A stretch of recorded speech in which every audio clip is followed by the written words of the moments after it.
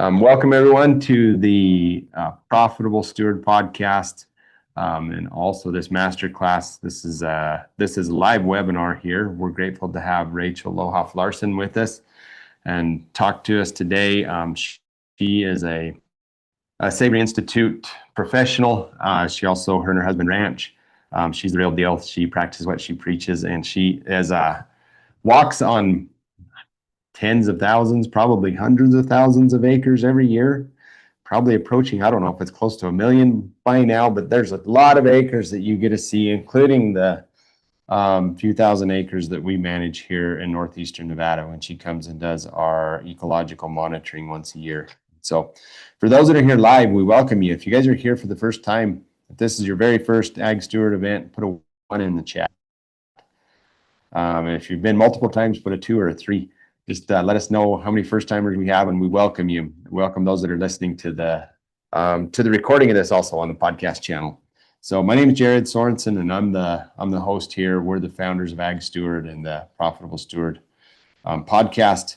My wife and I ranch in northeastern Nevada. We are third generation ranchers. We're the parents of 9 children, and blessed to be able to steward some of God's creations and be involved in this wonderful industry. As we were talking leading up to this, there's some crazy things that are going on in the world today, but it's nice to know that rises just keep working and they will, as long as we keep doing our part. And that's what we're going to be talking about today. What is our part? How do we manage? How do we measure? How do we track, make sure that we're making progress? So Rachel, do you want to introduce yourself and let folks know where you're from? Thank you, Jared. I'm gonna jump in here with a story. Can you all hear me well? I'm in a fairly remote area, so sometimes the internet is a little iffy. Let me screen share here. So when I was a little girl, about this size, maybe a little bigger, my mom used to take us on pasture walks, my brother and I, in rural Montana, southeastern Montana, where I was raised. And we spent a lot of time looking down, looking around, looking at the ground, and she would name things for us, the flowers that we were seeing, the grasses that we were seeing, and gave us space and freedom to tell our own stories about what we were seeing and share our observations with her.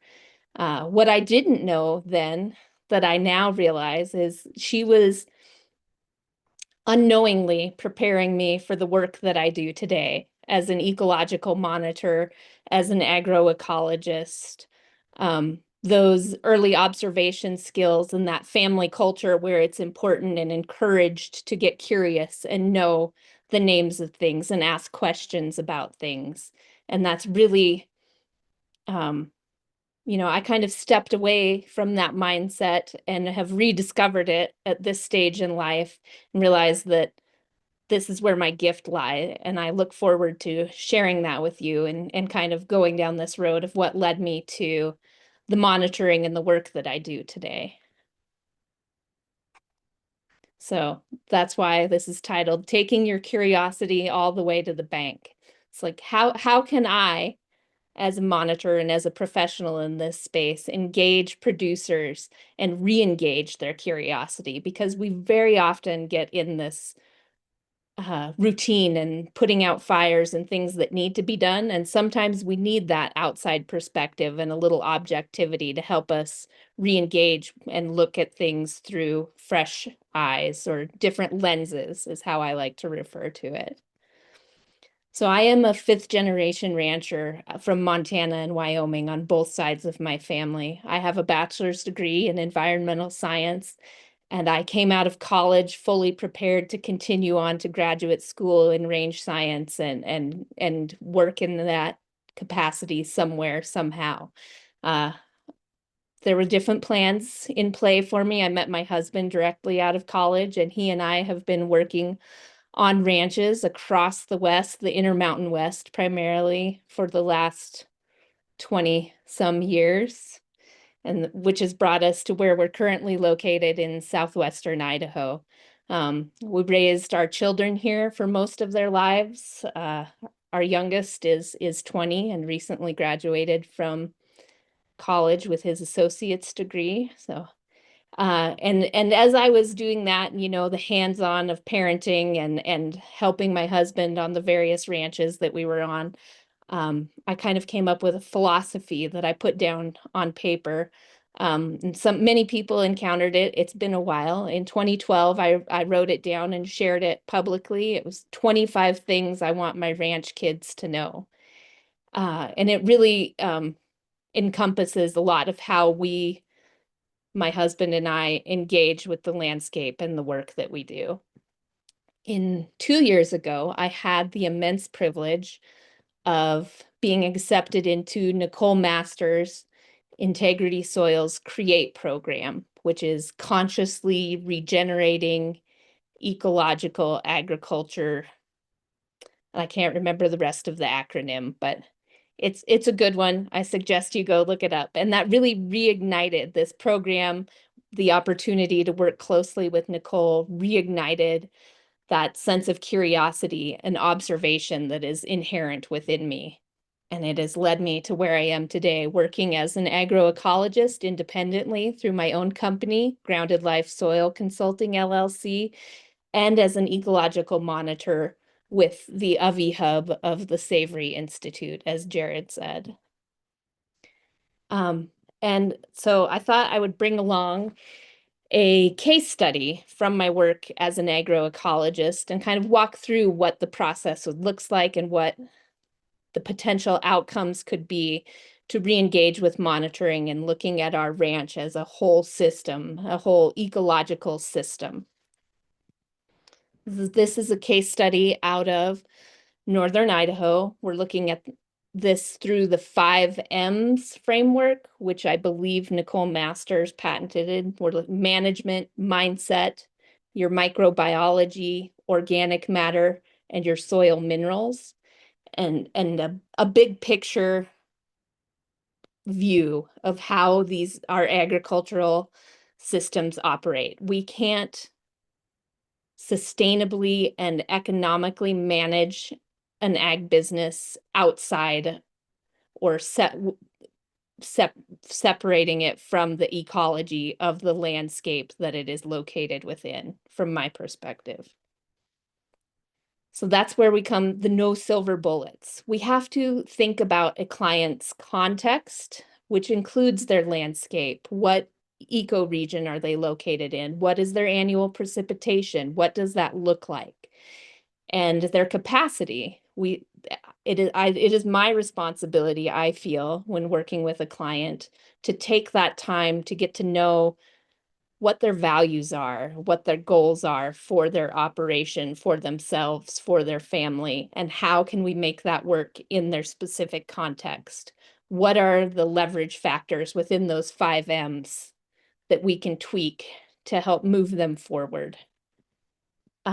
So this particular operation is in Northern Idaho. They have a warm summer Mediterranean climate, so they're higher precipitation than Jared or I on the edge of the Great Basin. They were located near a lake and on the edge of a riparian zone feeding into that lake bed. So their soils were a mix of like a deep muck, poorly drained peat soil, and they had a lot of ashy loam at the higher elevations and some gravelly soils on their property. They managed about 250 acres. They receive on annual, and we know how that is. There is no average year, but 31 inches a year was their annual precipitation, and they were experiencing a drought. They were only receiving about 20 inches or had for the last 2 years, which in my context in southwestern Idaho would be a phenomenal year. I believe our annual precipitation is about 9 to 10 inches. So this is, again, circling back to the importance of context when we're acting as a consultant. And the property had a history of hay production. So there was a lot of hay being exported for sale off of the property. Until about 2013, I visited last year in 2024. So they had eliminated haying and tillage and chemical intensive agriculture about 10 years earlier and transitioned into managed grazing. So again, the client's objectives and what they felt were their limiting factors. They run a grazing operation from the mother cow to finishing. They're very involved in the American Grass-Fed Alliance and with their direct-to-consumer beef program. And their goals, as they stated them, were to improve animal health, stimulate their pasture production. They kind of felt like despite their grazing management, they had plateaued in terms of their productivity, and to increase the diversity of plants on their property. They wanted to finish cattle sooner and at a heavier weight than they were currently, and they felt that their pasture production was a limiting factor in that process, given that they're a grass-finished operation. They were seeing a lot of red sorrel, which is a member of the dock family. It was prevalent across many areas of the land base. They had tried or attempted overseeding in some of their pasture areas and hadn't had much success. 2013, they felt like there was a high incidences of pink eye. I think about 72% of their small herd experienced pink eye issues that year. And most alarming to them was the fact that some of their beef steers had developed water belly or urolithiasis. Is everyone familiar with what that is? Okay. So Yeah, looking at I think you might give, just for the podcast listeners, a quick definition of what water belly is, Rachel. Yeah. So water belly is very similar to like a human forming a kidney stone.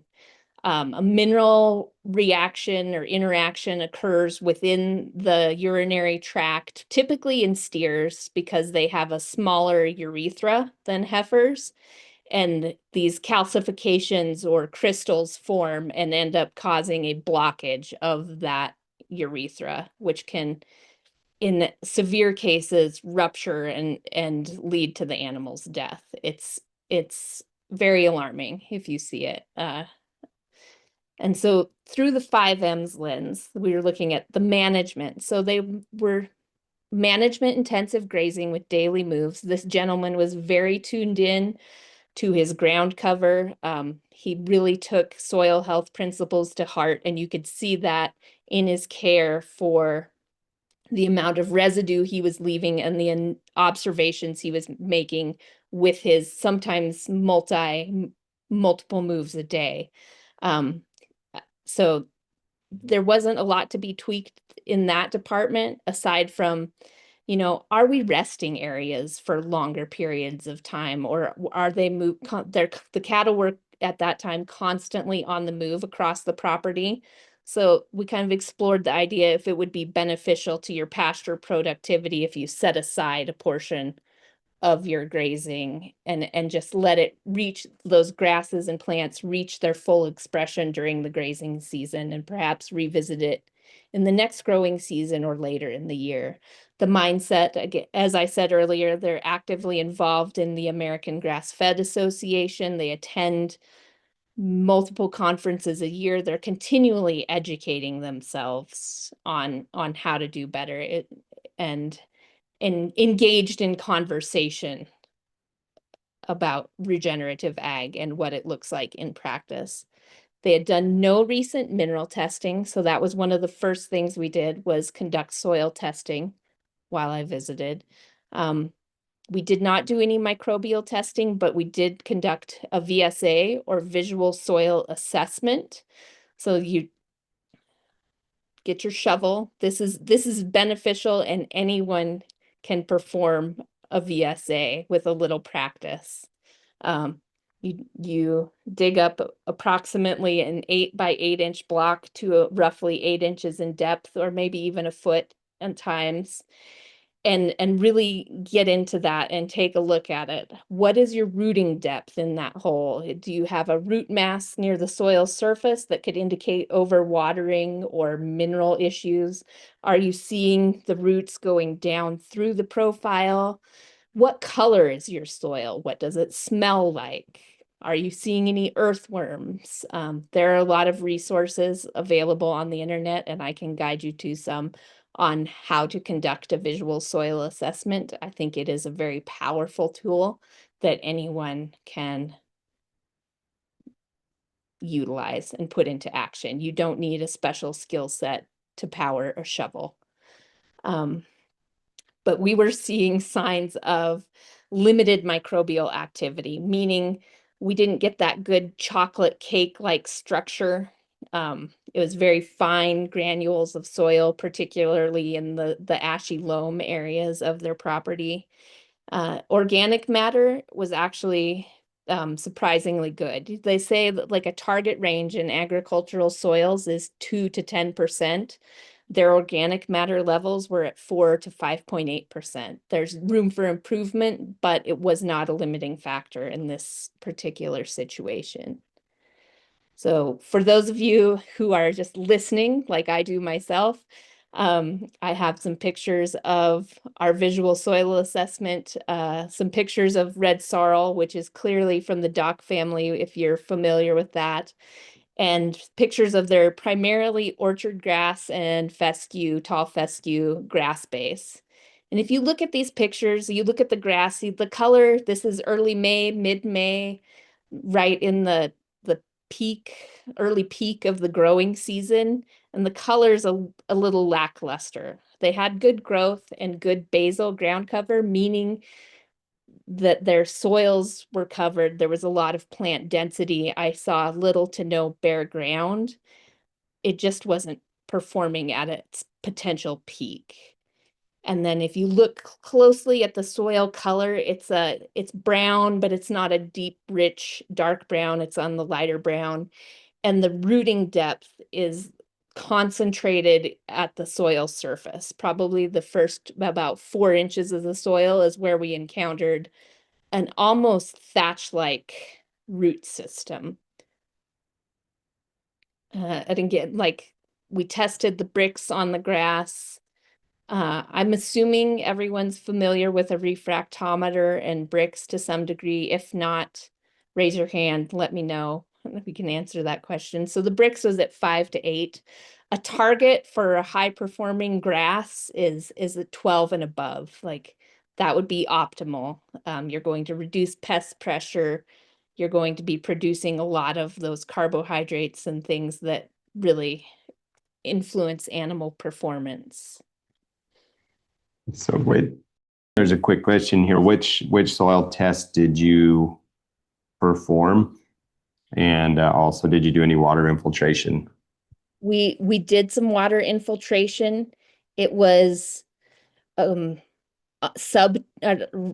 12 minutes on the first infiltration, which is kind of the target point according to the NRCS to indicate poor soil structure.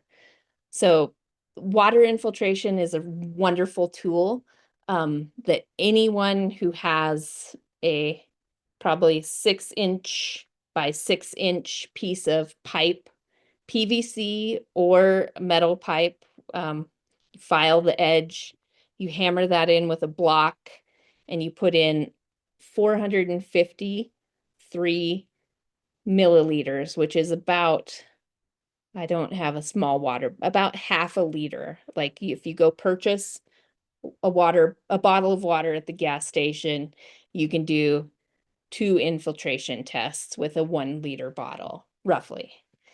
And the NRCS standards say you want that 2nd inch of water to infiltrate within 12 minutes, or that is an indicator of good soil function. But again, what is the context? Are we in a sandy soil? Are we in a very fine particled clay soil?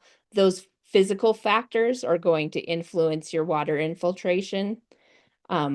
But it is also an indicator, aside from the physical structure of the soil, of whether or not you have that microbial activity earthworms, things that create the crumbs or the granules that allow air and water to move through the soil profile. Those are very important to the health of our plants and the health of your microbial community.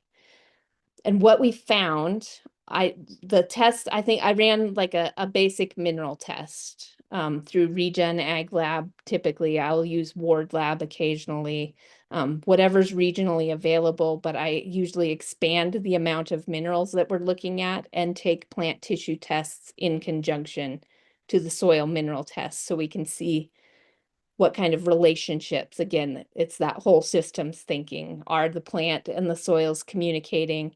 And if they are not communicating, is it a microbial issue? That series of tests will really help paint a clearer picture for us.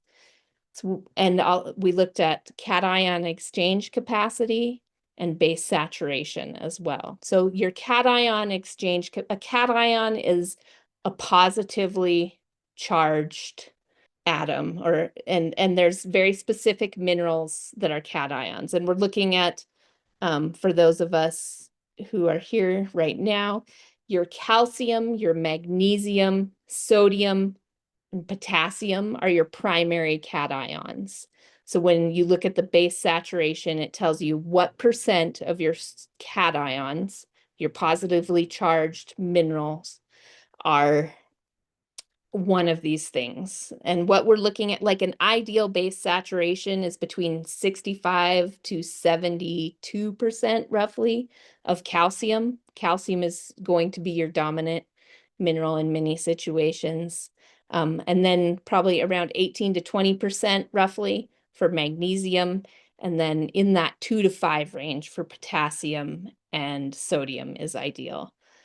What I found when we looked at these soil tests was their soil was on the acidic side in terms of their pH. So a neutral pH is 7. Their soil pH was from 5.8 to 6.2. So it was on the acid side of neutral. And they had a very low base saturation of calcium, which means calcium, I believe, Gary Zimmer is the one who says like calcium is the trucker of all minerals and boron is the driver. You need boron to move things throughout the plant, but if you don't have calcium, you're not transporting anything because it's so essential to cell walls in your plant tissue, cell walls in your microbial life, that a system doesn't function well without adequate amounts of calcium. And that was one of the primary limiting factors that we were seeing in this particular situation. Does anyone want any definitions or further explanation of any of those technical terms? I think that's pretty good. The hydrogen, that is what kind of fills the void of your Yes. four bases. Yes, and that's what kind of tips the scale towards acidity versus alkaline or basic, Oh, is that carbon to hydrogen balance. oh, okay. Okay. So tell what's the relationship then between hydrogen and pH? You've got me on that one, Jared. I Okay. didn't put my technical That's chemistry on today, but that's all right. That's all right. That's all right. base saturation essentially is a segment. So let me go back to cation exchange capacity. That is kind of our mineral bank, so to speak. If you have a high cation exchange capacity, you have a large amount of nutrients that are potentially available for your vegetation and your plants and your soil life. If you have a lower cation exchange capacity, you're probably dealing with a piggy bank instead of a bank vault. And in Okay. this case, we were leaning towards the piggy bank side of nutrient availability because of the pH, which is influenced by your base saturation, cation exchange capacity, and Sure. and the limitations due to the calcium. So Okay. Yeah, I think that makes sense. Is there a correlation between sandy soils on one extreme and clay soils on the other, and your cation exchange capacity? yes, there is, but it's not the physical physical structure, sandy versus clay is not the only driving factor, but it does influence it. I Okay. tested soils the other day that were very sandy in appearance and sandy when you did a texture class in the field, but because of the high um but they also had high magnesium, which correlates to a high percentage of clay as well. Interesting. Yeah. Okay. Thanks, Rachel. Yes. So there was the absolute deficiencies, meaning an absolute deficiency is it's low in the soil tests and it's also low in the plant tissue. Um, if there's adequate nutrients in the soil test, but I'm not seeing it in the plant tissue, then I would consider that a functional deficiency rather than an absolute deficiency. So we were seeing low calcium, low magnesium, low sodium, copper, sulfur, and boron. So not only did we not have the calcium to build up the cell walls and enhance the soil structure, there wasn't boron there to move those nutrients around within the plant, because boron controls the pumps that operate within our plants. And then there was high levels of phosphorus and manganese. And the phosphorus, we'll see in a moment why that is a potential issue. So another aspect of it, we have our soil tests, we have our plant tissue tests. We also look at the livestock if it's a grazing operation. And what I was seeing was, this is early May, the grass is green. They're not shedded out and shiny and slick as one would expect in this time of year. There's some sunburning or discoloration of the coat and that longer hair, which can be an indication of a mineral deficiency. Copper and sodium and zinc being three of the primary ones that you might see expressed in the condition of the hair coat. They had a high incidence of pink eye, which is in some cases also correlates with a copper deficiency. They had experienced the water belly, had several stillborn calves, and some of the cattle were eating dirt or demonstrating pica, where they were licking up dirt, trying to enhance the amount of mineral that they were taking in. For those of you who are here now, you can see that there's an example of how a water belly might express prior to a rupture. The urethra and the underside of the steer's belly is incredibly swollen up. They did some liver biopsies on the stillborn calves and found that copper was deficient in the liver tissue. We were seeing high molybdenum in the forage, and molybdenum and copper, as you can see on this chart, the red indicates an antagonistic relationship and the black are symbiotic relationships between different minerals. And within a ruminant system, if you have high molybdenum forage, a lot of your legumes, clovers and alfalfa, have higher molybdenum content than your grasses and other forbs might. And low copper, they react within the rumen and fall out, and it further reduces the amount of copper that is bioavailable to your cattle. So that could have been a contributing factor to the reproductive issues, the coat condition, is lack of copper, because it was already low in the forage, and then we were also seeing the high molybdenum in the forage and in the cattle liver itself. Most importantly, and what really stood out for me in this particular case, was the calcium to phosphorus ratio of the forage tests. There is a threshold level of or ratio for the relationship between calcium and phosphorus. There's kind of a sweet spot where you're not seeing any negative interactions within the cow's body. But if your calcium to phosphorus ratio is less than 1.2, so that's 1.2 calcium atoms available to one phosphorus atom, or whatever the structure is, it's going to cause negative reactions like forming those crystals within the urethra that lead to water belly. And there's kind of a back and forth relationship. It's typically related to the cow's diet in many cases. It can be water. What kind of total dissolved solids are in your water source that could tip the scales in this relationship as well. But in this case, I feel fairly confident in saying that it was probably related to the low calcium levels in the forage with high phosphorus levels available in the soil and in the forage. And then again, the low boron is reducing your calcium and magnesium uptake within the body. And then the copper and molybdenum, the relationship between copper and molybdenum. So my hope is in a situation like this where they are seeing poor health outcomes, is that I can provide them with enough information they can go to a veterinarian or a nutritionist and find a solution targeted to address their very specific issues.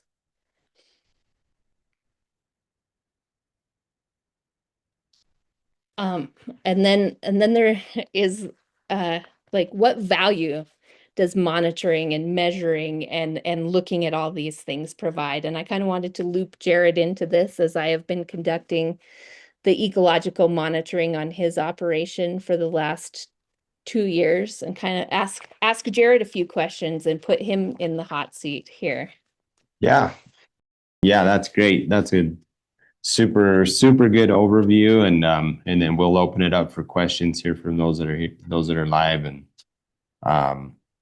you can either put those in the chat or we'll unmute you and let you ask a question. So yeah, let's have a discussion on monitoring. Rachel is going to be here in just a few days, right? That is correct. So we've been doing annual monitoring for, this will be our 6th year, is that right? Yes. So it'll be our second long term. Yeah. So how has monitoring and testing changed your perspective, or rather, has it changed your perspective on your operation? Yeah, great question. I often think, man, I wish that I knew what things looked like a decade ago or a century ago or before these meadows were irrigated. The question is always in my mind, and I've asked people this question, maybe it's futile, but did we grow more biomass when these creeks were stocked with beavers and whatever the native species were here? Was there more biomass grown then versus now, when we have irrigation and pivots and all this modern technology? And I don't know the answer to it. But it makes me wonder, I wish I could go back and see what things look like. But since I can't go back, we can go back 6 years and we can establish, okay, over the last 6 years, here's the trend on the 4 ecosystem processes: water cycle, mineral cycle, community dynamics, and energy flow. And, there's lots of information out on the internet, if those terms are new to you, about what those mean. We can tell, okay, are we improving? Are we in an upward trajectory or downward trajectory? And then we can trace it back to what management decisions have we made, and what ones do we need to make. But I think oftentimes I'm pretty short-sighted, and I think I've got a weed and I've got to kill it. I've got this problem and I need to just go after it with dollars and diesel and technology and equipment. When I think if we just sit back and look and ask questions, and specifically ask, what is the land trying to tell us? What is this whole ecological system trying to tell us? And I think that's what monitoring helps. It helps to bridge that communication between us as the steward and the land that we're stewards over. I appreciate that perspective, Jared. You kind of addressed that, like how has it influenced your decision making to some degree as well. I believe it was Tony Malmberg who said, and perhaps he did not come up with it, but he is where I heard it first. We cannot manage what we do not measure.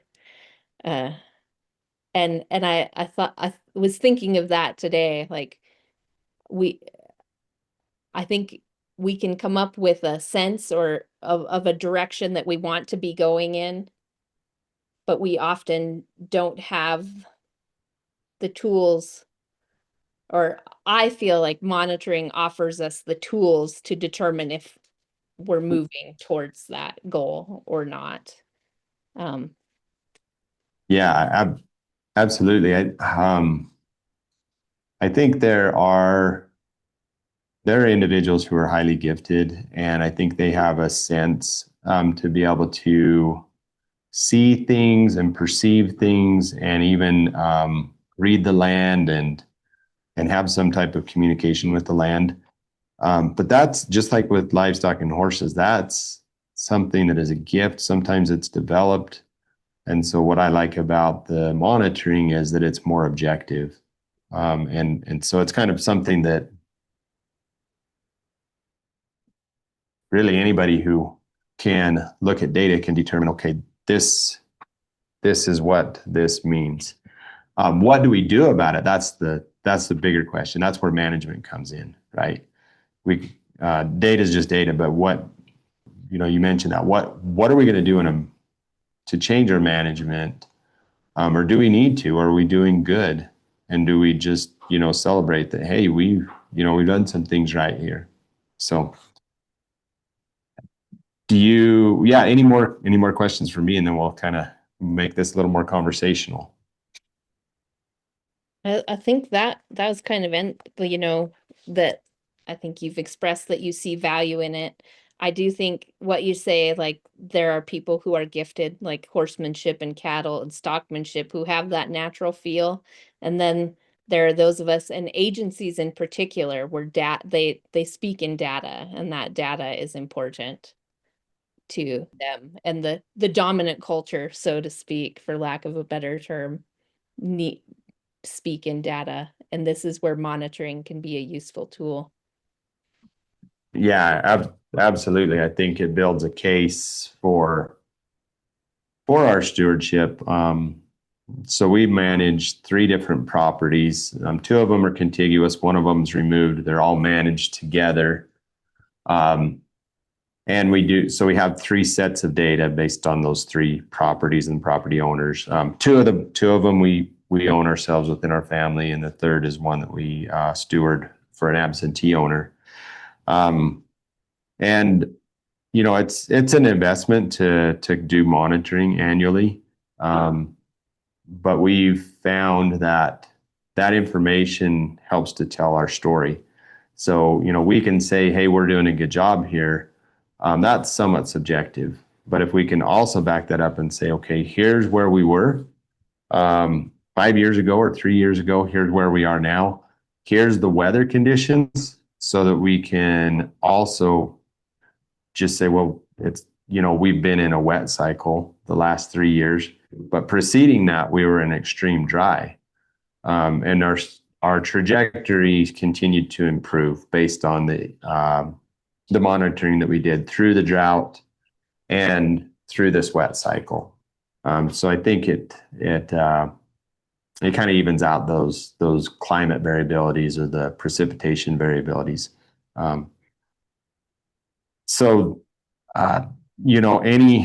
Any monitoring is better than no monitoring. Like I said, if we could go back, and boy, I wish we had pictures from when my grandpa had this. And I was actually met with the Forest Service Range Con last week, and they had pictures from back when we got married from a place on our ranch. And I'd have to say it looks better now than it did then. There was a lot of cheatgrass, and I don't know what time of year it was, but I just noticeably more cheatgrass, which is invasive here in the West, than now. So I'm like, that's kind of cool to see that they're almost 30 years, uh, things have improved in some aspects. So monitoring's good, and encourage you to do it. Let's talk a little bit about um, if somebody wants to enroll in EOV and what that means, not only from the monitoring side, but also from the land to market, what opportunities that opens up. Yes. So my understanding of what Savory is doing with land to market is you need to have been participating with their EOV, which is ecological outcome verification monitoring, for a minimum of 2 years before you are eligible for land to market certification. But that potentially allows you access to value-added markets for your agricultural products to have that seal of regeneration. So you also need to be engaging with your data and determining if you're like, as you said earlier, are ecosystem functions regenerating? Are we seeing so the EOV process, and I believe several people, I know you've had conversations on here with Andrea regarding the EOV process, but in a short-term year, so it's a 5-year cycle. We establish more intensive quantitative baseline monitoring in year 0 and at year 5, which your secret pass will be year 5 this year. So we will do this more quantitative data collection with water infiltration, transects, and in-depth plant ID and soil sampling. But in the meantime, in your short-term years, you're looking at 15 key leading indicators. Leading meaning that you'll see rapid change in these. Your bare ground, your production, your productivity, things that are easily visually observable. So it's more qualitative, which is where I come in. As someone who is practiced at this and familiar with the region, the ecoregion, and what's growing there, and having a relationship with your land base now at this point, 3 years into my role as a monitor, I feel like I'm in relationship with Secret Pass and the area as well. And assessing how, at the same time, within the growing season, year after year, how are these leading indicators of ecosystem function comparing to our baseline data? And are we seeing a trend towards regeneration? And then Yeah. what I appreciate about monitoring with you is that you are engaged in the process as well as the producer, as the rancher. And for me, the value added markets are potentially wonderful. They could be financially beneficial to somebody, but it is that conversation and that engagement and re-engaging your observational lenses as we go around and look at these sites that is really valuable to me, and the conversations that arise in that process. Yeah, likewise. I think that's it's a great use of time. We all have lots to do. You could go irrigate, everybody's busy putting up hay, whatever they might be doing. But just pausing and saying, hey, I'm going to go check in with the land and spend some time and have some conversations and ask a lot of questions. Like Rachel probably gets tired of me peppering her with the questions like, why is this here? And why does this grow here? And what's the difference in soil type? Why, if this bunch grass can grow here, why can't it grow everywhere? And being more observant is super critical, I think, to making progress. There's a good question here, and I wanted to lead into that too. how can monitoring tie back to improved economics of the ranch? And so the question is, are you spending less on synthetic inputs with your focus on soil health? Have you been able to quantify that or see that with the ranches that you've been on, and as they've made changes towards regeneration, have their input costs gone down? It's very context specific. Again, like what practices and what inputs are they utilizing prior to my arrival, and how can we examine that? But it is a factor that I consider when I'm engaging in this process. Where can we trim and make things make them more lean, so to speak, to use some business terminology there, like what, and addressing what do they have the capacity for? Do they have the labor force? Are they doing, get to the whys of why they're engaging with certain practices? What's driving it? Is it because the neighbor had some and it's available, or um which I have encountered, the neighbor had this fertilizer. I'm not sure what's in it, but he had it available, so we're going to put it on without having looked under the hood, so to speak, and looked at the soil mineral tests and assessed whether or not their system needed it.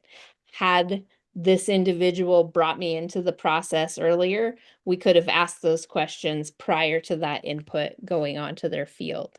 Just because you have access to free dairy manure, is it actually benefiting your system, or is it setting your system back and interfering with your potassium and phosphorus cycling in your crop fields? These are the questions that I ask when someone engages me, and Yeah. hope is that we're moving them to a leaner, more profitable enterprise as a result of that. So, what somebody's asked the question here, what's the range of cost for monitoring? You can give a ballpark idea, and then also like where do they start? Maybe a little bit more of the logistics about who they would work with. Like, we're working with you because you're the closest savory hub to us. I will drop my Calendly link, and you can schedule a consultation call with me. Uh, and it's also available on the QR code here on the presentation, because I have access to several options. Like, you could work with me independently.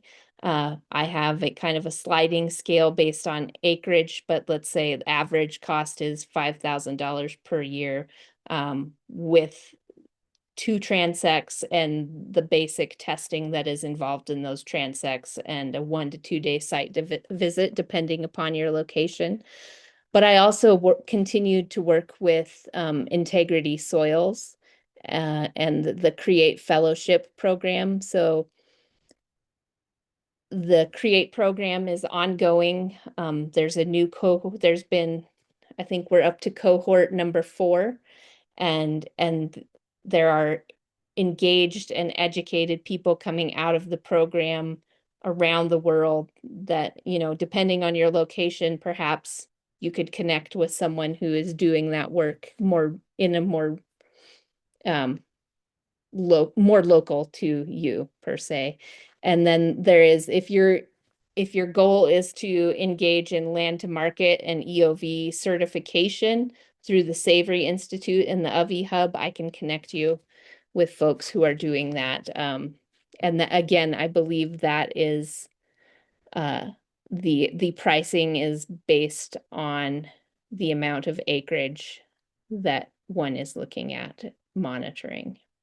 Yeah, that's great. So the calendar link that you shared, Rachel, we'll go ahead, and is it okay if we share that in the show notes also? It is, yes. Okay. All right. So that'll get you in contact. And so as we've looked at the changes that we've made over the nearly 2 decades since we've really started managing more holistically. And grandparents did. There was definitely overgrazing happening. There was erosion happening.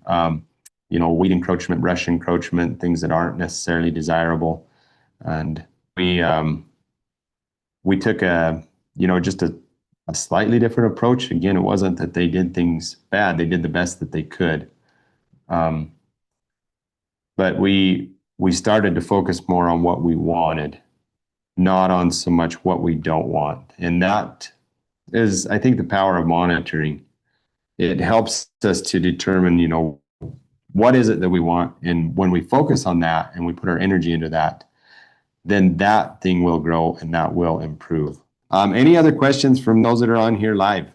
So it's been a great discussion. And if anybody wants to come and join us, Art, jump on a plane, come join us in Nevada next week. You can bounce around in a side-by-side with us. We use the extra hands. That's right. Yep.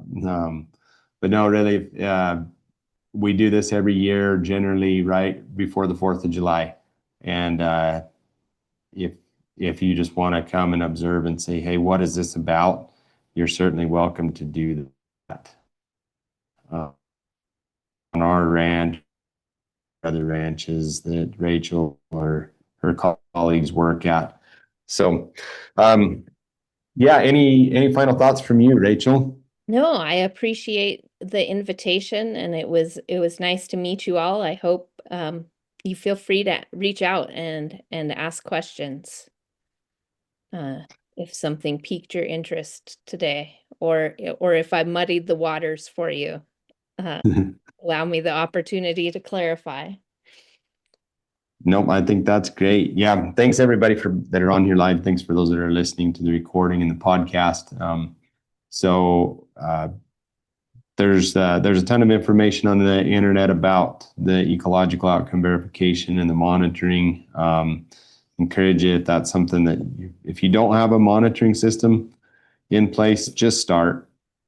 Just start at least with some photo points, and put it on your calendar so that you make sure that it gets done. Ideally, at the same time every year, so you can have some consistency there. But I really like having a third party come and do it, because I tend to be harder on our land than they are.